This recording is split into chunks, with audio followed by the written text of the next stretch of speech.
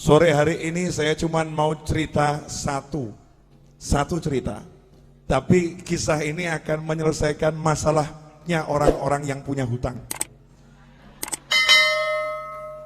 Ini langsung pada seger semua ini.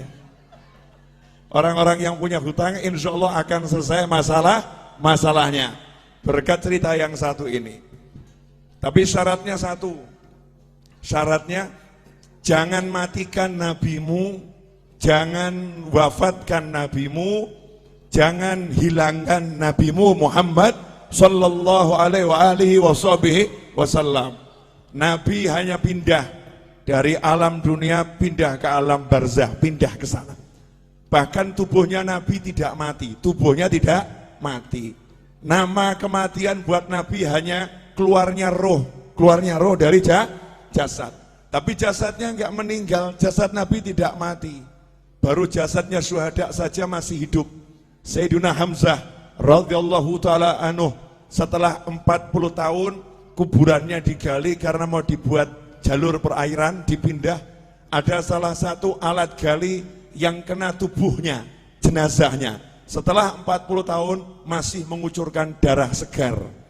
Setelah 40 tahun masih mengucurkan darah segar. Itu paman Nabi dan sahabat Nabi, sama Allah dimuliakan seperti itu. Apalagi Nabi Muhammad sallallahu alaihi wasallam.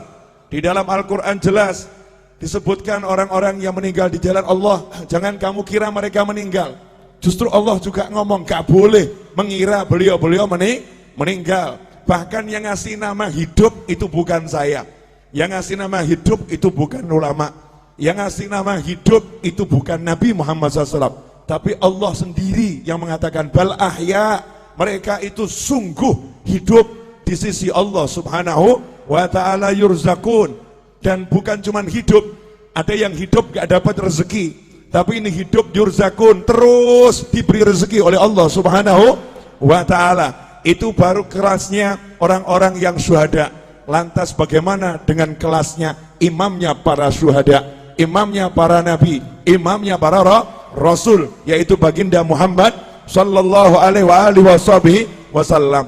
Jadi rasakan dulu, jenengan semua, anda semua, kita semua punya nabi yang hidup di alam sana, yang bekerja di alam sana, yang bergerak di alam sana, gak pernah berhenti, terus memantau umatnya. Termasuk sore hari ini menerima sholawat dan salam jenengan semua. Diterima itu sholawat dan salam, karena ini kiriman ya, diterima oleh Nabi Muhammad SAW. Bahkan jelas alamatnya dari mana. Nah itulah bejonya saya, Majlis Ar-Raudhah. Padahal ini maulid Jamuri, betul ya? Nah tempatnya Majlis Ar-Raudhah, yang ngirim Jamuri, yang ngirim Jamuri dan kawan-kawan semua dapat dicatat oleh Nabi Muhammad sallallahu alaihi wasallam. Nah kalau udah seperti itu, apa keuntungan yang didapat? Ini banyak orang yang lupa, banyak orang yang nggak paham, banyak orang nggak ngerti. Di zaman Nabi Muhammad SAW ada sahabat namanya Jabir bin Abdullah radhiyallahu ta'ala anhu. Sahabat Jabir ini punya kebun kurma dan dia punya hutang kurma, Masalahnya utangnya sama Yahudi yang benci Nabi, benci Islam. Karena tidak setiap Yahudi benci. Ya, Yahudi itu bangsa. Istri Nabi Sayyidah Sofia juga seorang Yahudiyah. Yang dibenci itu adalah ajarannya Yahudi yang memusuhi Islam. Lah ini udah ajarannya Yahudi, orangnya Yahudi pula. Bencinya sama Nabi luar biasa. Ketika melihat ada satu sahabat punya hutang, belum bisa bayar, maka Yahudinya senang. Ini saatnya untuk menghina sahabatnya Nabi. Ini saatnya untuk merendahkan sahabatnya Nabi Muhammad sallallahu alaihi wasallam. Maka datanglah Yahudi ke kebunnya Jabir bin Abdullah radhiyallahu anhu untuk nagih utang. Ibu-ibu pernah diparani, ditagih? Tahu rasanya? Diparani gak punya duit, enak rasanya ya? Diparani sama orang yang badannya mungkin gede-gede, mungkin badannya tidak enak dilihat, wajahnya serem, itu tidak seberapa. Tapi kalau yang nyamperin ibu-ibu mulutnya cerewet, itu luar biasa. Mau bayar kapan utangmu? Utang nanti dibayar. Wah itu lebih dari pria-pria yang badannya besar itu, yang cerewetnya luar biasa, kalimatnya menusuk dan merobek-robek jiwa dan menyebabkan ibu sakit hati ketemu orang yang seperti itu. Hari itu Yahudi datang ke tempatnya Jabir.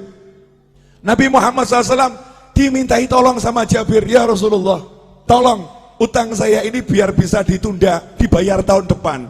Yahudinya diajak bicara. Nabi ngajak sahabat, ini kerennya di sini. Hebatnya di sini, ada satu teman Nabi, sahabat Nabi punya utang.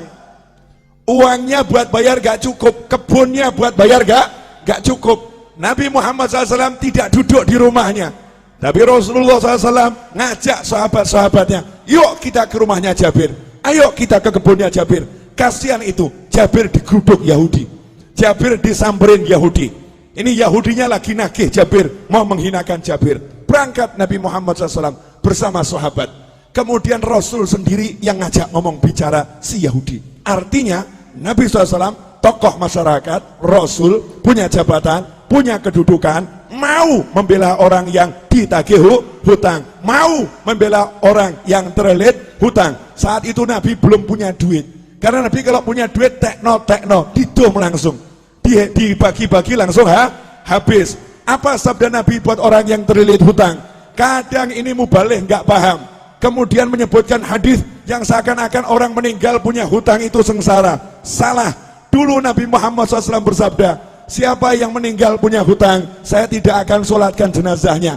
Maksudnya bukan karena benci, Nabi tidak mau nyolatkan jenazahnya dulu, minta sahabat yang punya duit, beres no ini, bayari hutangnya, sehingga masuk kubur udah selesai, gak ada hutang piutang. Kalau kita alhamdulillah sudah niru, kalau ada hutang piutang jadi tanggungan saya, tanggungan kami atau keluarga. Jadi Nabi nggak mau SAW ada umatnya yang meninggal dalam keadaan masih punya hutang. Makanya Nabi ngomong sama sahabat, tidak sama mulai sholat dulu sebelum hutangnya dilunaskan. Tapi begitu Nabi punya hutang, apa sabda Nabi Muhammad SAW? Siapa yang meninggal punya hutang, Nabi punya uang ya, siapa yang meninggal punya hutang, saya yang bayar hutangnya, saya yang lunaskan uangnya. Kalau dia nggak punya hutang, biar uangnya milik ahli warisnya. Kalau punya hutang, aku yang bereskan. Mana konglomerat sekarang yang berani ngomong begitu? Mana saudara yang berani ngomong begitu? Mana umat Islam yang berani ngomong begitu untuk orang yang tinggal di satu kampungnya? Yang di kampung ini yang punya hutang, kalau meninggal aku yang melunaskan. Mana yang seperti itu? Nabi Muhammad SAW bangkit membela sahabatnya, diajak ke rumah Jabir. Sampai di situ Nabi ngomong langsung sama yang namanya Yahudi. Yahudi, gini aja, kalau boleh pembayarannya ditunda, diundur, kasih perpanjangan waktu. Yahudinya ngomong, ya Abul Qasim, wahai Abul Qasim, julukan Nabi Muhammad SAW, wahai Abul Qasim, tidak bisa, hari ini juga harus dibayar. Bu, kalau jenengan ditagih utang 5 miliar, hari ini harus dibayar. Ngeluh atau enggak ngeluh? Ngeluh ya. Punya uang cuma 100.000, tagihannya 5 miliar. Pusing atau enggak pusing? Pusing. Lah ini Nabi Muhammad SAW datang, kasusnya begitu. Kebun kurma ini buahnya cuma sedikit, hutangnya bertonton. Jadi enggak mungkin bisa dibayar. Maka Nabi mengatakan kepada Yahudinya, tunggu sebentar. Kemudian Jabir bawa kurma sedikit. Disuguhkan Nabi Muhammad SAW. Itu adabnya sahabat. Kedatangan Nabi, sepunyanya apa ya disuguhkan. Ini ya Rasulullah, kurma muda disuguhkan. Setelah itu Nabi Muhammad SAW ngelilingi kebun kurmanya Jabir. Kebun kurmanya dikelilingi, dilihat muter, ya memang gak cukup. Jumlahnya buah kurma itu gak mungkin cukup untuk bayar. Maka Nabi SAW kemudian tanya sama Jabir, di mana biasanya kamu duduk-duduk di kebun kurma ini? Tempat yang biasa kamu gunakan untuk nongkrong. Kalau bahasa kita, gazebonya di mana? Ya gazebonya di mana? Rasulullah tanya, di mana itu? Di sini ya Rasulullah. Saya biasa berteduh di sini. Ya udah, saya tak tidur sebentar. Bayangkan ini, ditagih utang sama Yahudi, ditinggal tidur sama Nabi. Tiruan. Maksudnya apa? Utang gak usah dipikirin. Yang nagih di depan ini ya, nggak dipikirin, tinggal tidur. Tidur Nabi Muhammad SAW. Ini nanti bisa dicek di Syarah Fathul Bari, Syarah Bukhari ya. juga di kitab-kitab syarah Bukhari yang lain. Tidur Nabi SAW, kemudian bangun, datangi lagi Yahudinya, karena masih maksa harus dibayar hari itu juga. Rasul berkata, gimana, bisa enggak ditunda dulu pembayarannya, kasih perpanjangan? Tidak bisa, harus hari ini. Ya sudah, Nabi SAW keliling lagi, tawaf, ngelilingi kebun kurma, ditawafi. Setelah selesai ditawafi, Nabi bilang sama Jabir, Jabir, sudah sekarang kamu panen tuh kurmanya, bayarkan. Panen, bayarkan. Saya tidur dulu. Nabi tidur lagi. Asik ya? Tidur. Bangun tidur, Nabi nanya sama Jabir, gimana? Udah beres? Beres ya Rasulullah. Itu hutangnya kurma lunas semua. Bahkan ini kurma saya nggak berkurang. Panennya lebih banyak dari panen bertahun-tahun ini. Ini nggak masuk akal ya Rasulullah. Disitulah Nabi bersabda, Asyhadu anni Rasulullah. Aku bersaksi, aku adalah Rasulullah. Kalau bahasa kita, saya Nabi, saya Rasul. Rasulullah bangga dengan kerasulannya. Aku bersaksi, aku adalah Rasulullah. Sallu ala Nabi. Allahumma sholli wa sallim alaih. Pelajarannya apa? Pelajarannya banyak, tapi saya mau garis bawahi satu. Lah kamu kalau ada masalah, nabimu mau buang. Kamu punya masalah, nabimu kamu singkirkan. Kamu punya masalah seperti nggak punya nabi. Sahabat ada masalah, punya nabi. Sahabat ada masalah, tahu punya Rasul. Makanya yang ngomong sama nabinya, ngomong sama Rasulnya. Nah kalau sudah jadi sahabatnya Nabi, jadi temannya Nabi SAW, kalau punya masalah, Nabi selesaikan. Nah kenapa kita sekarang ada masalah, gak selesai-selesai, gak pernah menjadikan Nabi sebagai teman, gak pernah menjadikan Nabi sebagai sahabat. Beda dengan para kiai dan Habib tempo dulu. Habib dan kiai tempo dulu itu tidak pernah mengajarkan pakailah pakaian dengan tangan kanan, melepas dengan tangan kiri. Gak seperti itu. Tapi para Habib dan para kiai ngajari, pakailah pakaian, bayangkan gimana Nabi pakai pakaian. Nabi kalau pakai pakaian tuh kamu bayangkan dulu. Nabi kalau pakai pakaian, tangan kanan dulu. Kalau melepas, tangan kirinya.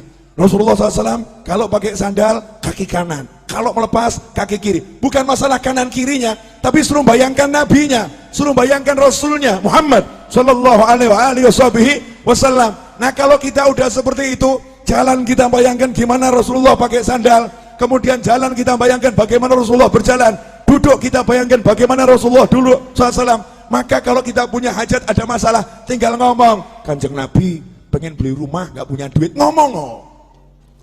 Kamu kira ini semua jadi begini karena saya punya duit? Enggak.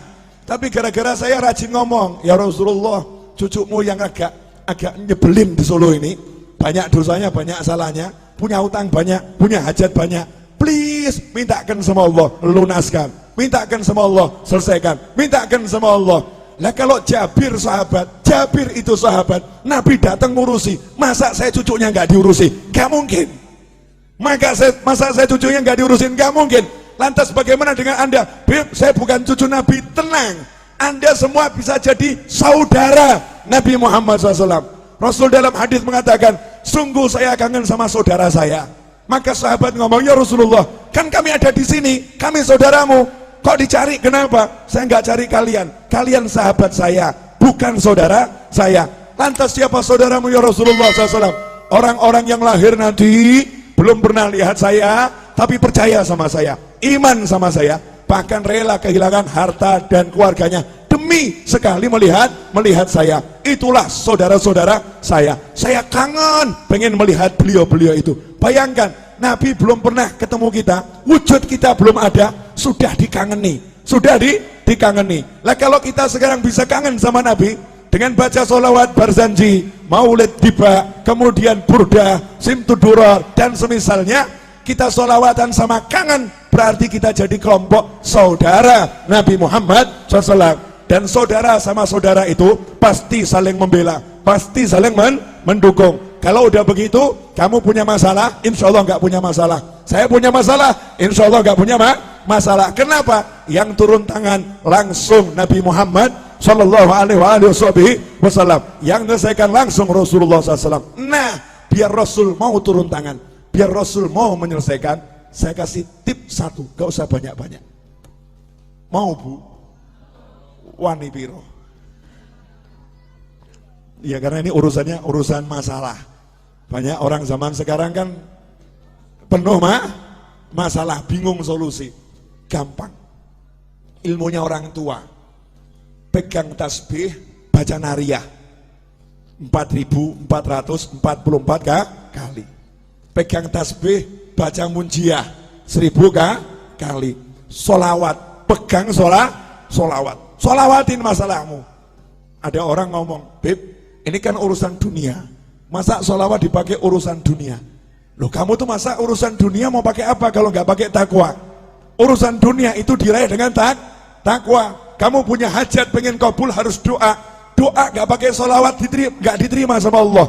Sehebat apapun orangnya doa, nggak pakai solawat nggak diterima sama Allah Subhanahu wa ta'ala. Sehebat apapun orangnya sholat, nggak pakai solawat nggak diterima sholatnya oleh Allah Subhanahu wa ta'ala. Sehebat apapun orang khutbah Jumat, gak pakai solawat, gak diterima oleh Allah Subhanahu wa ta'ala. Kalau hidupmu gak ada solawat, gak diterima oleh Allah Subhanahu wa ta'ala. Dan kalau kamu hanya ingat Allah, gak mau ingat Nabi Muhammad SAW, Islammu ditolak oleh Allah Subhanahu wa ta'ala. Sebelum minta apapun, suruh mengedepankan Allah Rasulullah, Allah Rasulullah. Dalam sholawat sudah ada semuanya. Allahumma sholli, Allahumma sholli. Sholawat itu nyebut Allah, nyebut Nabi Muhammad SAW.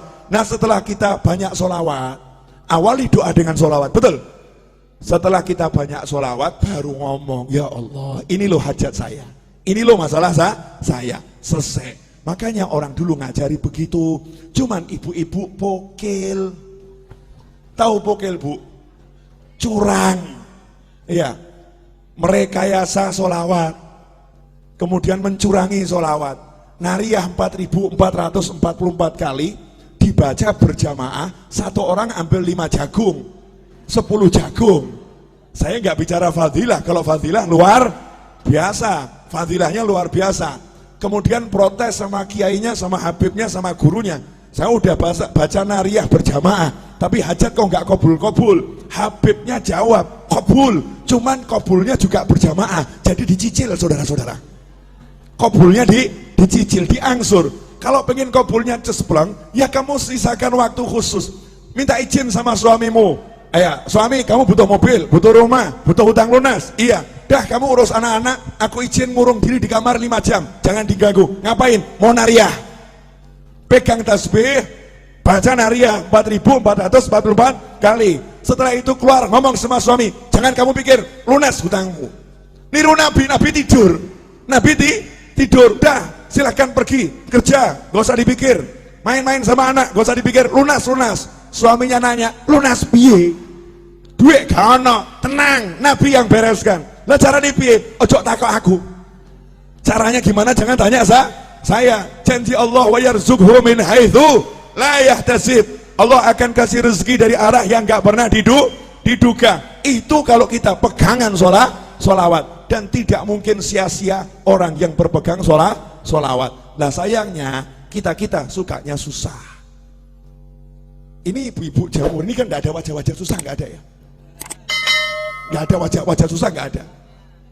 Walaupun hidupnya mungkin ada yang agak susah, tapi tetap gak susah, paham ya? Lah hidupmu penuh nikmat, kok susah? Hidupmu penuh nikmat kok susah? Karena ini 30 hari sholawatan terus. Jadi ya suami ditinggal loh ini. Suami, bojo, bye-bye. Pak, sholawat dulu ya Pak ya. 30 hari suaminya ditinggal. Dari mulai zuhur sampai maghrib, anaknya ditinggal. Serahkan suaminya, tolong urus anak-anak dulu ya. Yang udah dewasa udah nak, mau ikut-ikut, gak mau ikut, kamu jalan sendiri. Ibu berangkat sholawatan. Begitu pula ibu-ibu. Lah kok ragu, hajatnya gak kabul? Kan manusia aneh bin ajaib. Berarti gak percaya sama nabinya, gak yakin sama rasulnya. Yakin sama rasulmu, percaya sama nabimu. Ikhwani rahimakumullah. Terakhir, karena saya baru nyampe dari Jati Barang, 2:30 malam tadi saya masih di sini. Tadi jam 8 saya ceramah di Jati Barang. Ya, dari Jati Barang saya balik ke sini. Nanti maghrib saya ke Jogja insyaallah. Kemudian besok jam 6 pagi saya harus terbang ke Jakarta. Acara jam 9 sampai asar. Padahal asar saya pergi ke Bandung. Jalan-jalan terus, asyik. Enak loh. Wajah saya wajah lelah atau bahagia? Lah makanya, berarti enak atau enggak enak? Enak, jalan-jalan toh, terus asyik, keliling terus, ya keliling terus. Ketemu orang mumet, saudara-saudara. Orang mumet yang bisa bahagia. Terakhir. Ini ibu-ibu, ini perlu dijelaskan.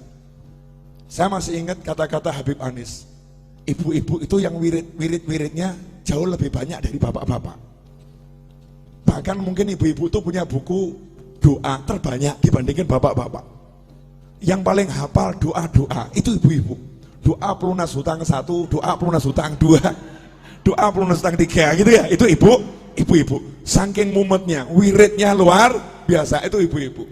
Nah gini Bu, yang di atas juga, pemirsa di rumah juga, sering ada orang yang ngomong begini, saya semakin rajin sholawat, kok rezeki semakin seret. Sejak ikut Jamuri kok bisnis saya berantakan. Sejak ikut Majelis Ar-Raudhah kok warung saya sepi. Sepi. Dulu waktu saya nggak pernah sholat, warung saya laris. Waktu saya mabuk-mabukan, rezeki saya lancar. Saya mendekat sama Allah, kok dunia menjauhi saya. Nah ini yang ngomong begini gagal paham. Paham. Boleh saya membuat ibu-ibu lebih tercerahkan? Boleh? Bu, pilih duit atau sehat? Pilih anak atau duit? Gini, ulangi. Pilih duit atau sehat? Pilih punya anak atau enggak punya anak? Pilih punya duit tapi enggak punya anak, atau enggak punya duit tapi punya anak? Mestinya ya. Punya duit, punya anak. Kenapa saya nanya seperti ini? Maksud saya begini loh. Yang namanya duit itu kecil. Tahu kata Allah Ta'ala, dunia dan segala isinya la ta'dilu janaha ba'ullah. Dunia dan segala isinya tidak sepadan dengan sebelah sayap nyamuk. Sebelah sayap nyamuk sama dunia, maqablal akhirah, semuanya itu. Planet-planet, kemudian galaksi, antariksa, dan segala isinya, kalau ditimbang dibandingkan sebelah sayap nyamuk, kata Allah Ta'ala, masih berat sayapnya nyamuk dalam pandangan Allah. Artinya gak ada artinya sama sekali. Jadi kalau kamu punya duit seberapapun, itu rezeki yang remeh-temeh, rezeki yang hina, rezeki yang kecil, rezeki yang jelek. Karena jeleknya yang kafir dikasih, yang maksiat dikasih. Barang elek kok, silakan ambil, barang jelek, ambil, boleh saya minta? Oh boleh, barang elek, jelek, ambil, karena jelek. Barang bagus, saya minta, nanti dulu, syarat dan ketentuan berlaku. Berlaku.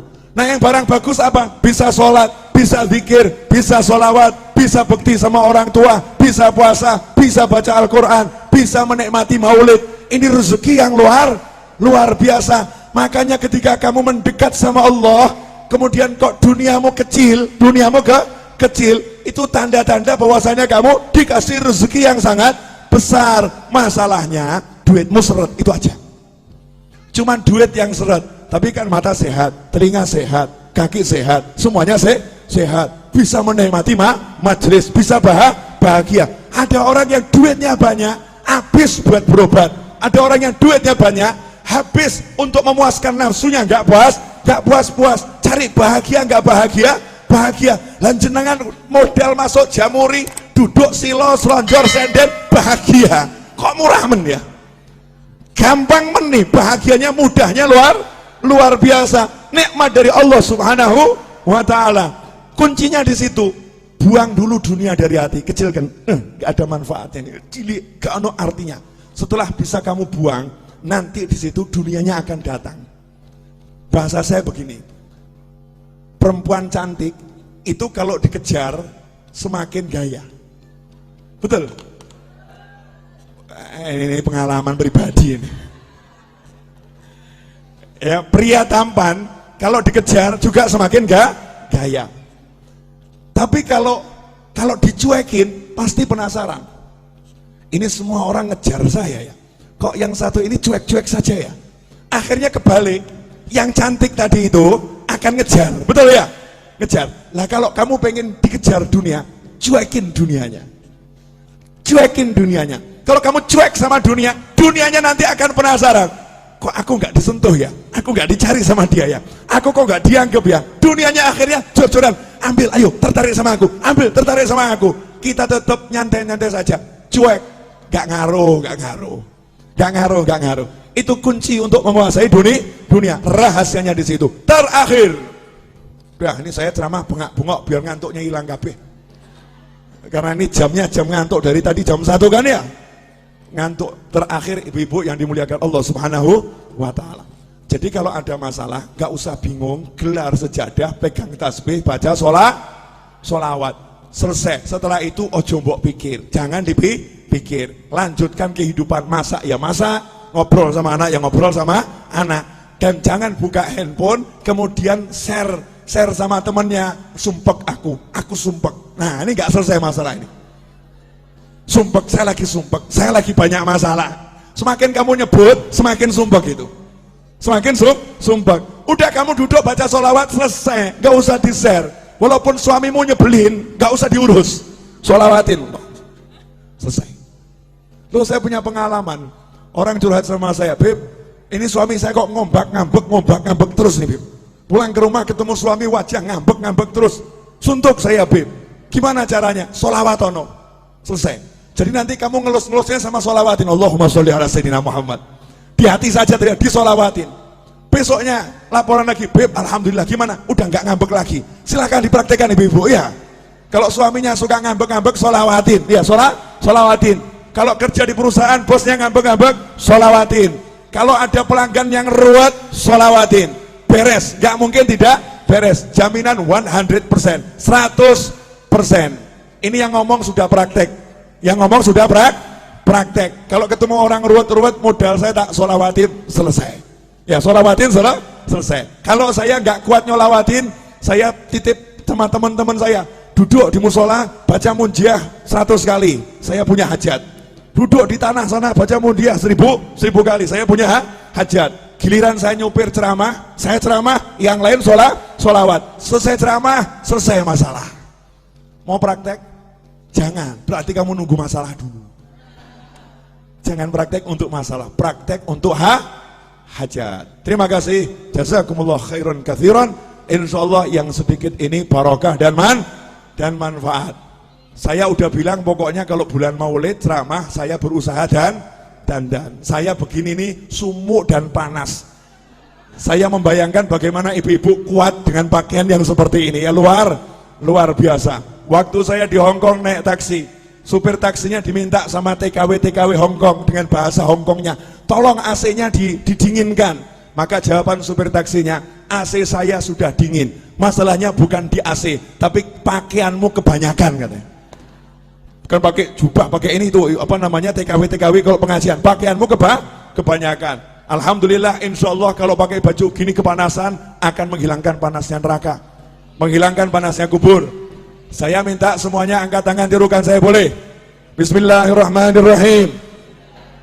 Allahumma salli wa sallim ala sayyidina Muhammadin wa alihi wa sahbihi ajma'in. Rabbi ighfirli wa li walidayya warhamhuma kama rabbayani saghira. Rabbi ighfirli wa li walidayya warhamhuma kama rabbayani saghira. Rabbi ighfirli wa li walidayya warhamhuma kama rabbayani saghira. Wa sallallahu ala sayyidina Muhammadin wa alihi wa sahbihi wa sallam walhamdulillahi rabbil alamin. Alhamdulillah, detik ini ibu-ibu naik pangkat jadi anak yang solihah. Anak yang solihah. Karena dalam hadis disebutkan waladun solihun yad'ulah. Anak soleh itu yang mendoakan orang tua. amanat saya, sehabis sholat jangan tinggalkan doa ini. Rabbighfirli wali walidayya warhamhuma kama rabbayani shaghira. Dan ajarkan pada siapapun, ajarkan kepada anak kita. Janji Nabi, Allah tidak akan memutuskan rezeki dari seorang hamba yang hamba itu tidak memutuskan doa untuk orang tuanya. Maka kalau kita doakan orang tua kita terus, maka rezeki zahir dan batin tidak akan putus. Saya mengucapkan jazakumullah khairan dan mohon maaf atas segala ketidaknyamanan dan kekurangan majelis ini dalam menyambut Anda semua. Mudah-mudahan dimaafkan dan barokah, amin. Wassalamualaikum warahmatullahi wabarakatuh.